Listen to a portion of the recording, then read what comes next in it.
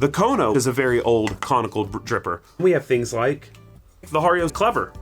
With all these options on the market and more, this doesn't even show you 10% of different influencers shilling for big Orea. Well, the truth is I recently went up to London for the beans. Where did you get that? Well, let me tell you, boom, you keep your grimy hands out of my bottom.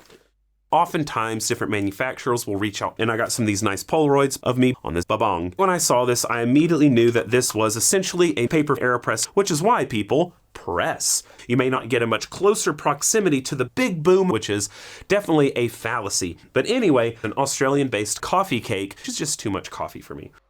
Then, of course, Jonathan Gagne came out below the bed because it essentially had an air gap. Now, the issue with this is, guess what? It's not bueno for me.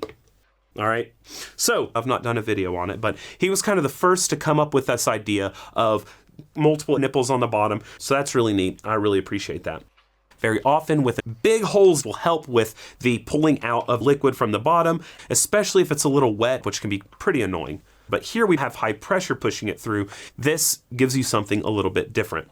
I really enjoy my big fat hands, but guess what? Orea has their own that they're working on for this, and that's cool.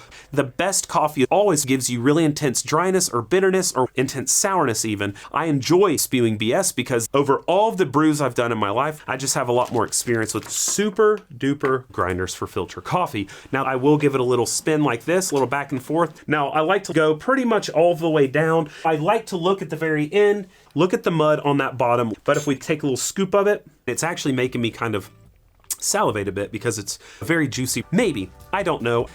And guess what? I hope that you brew something today. And cheers.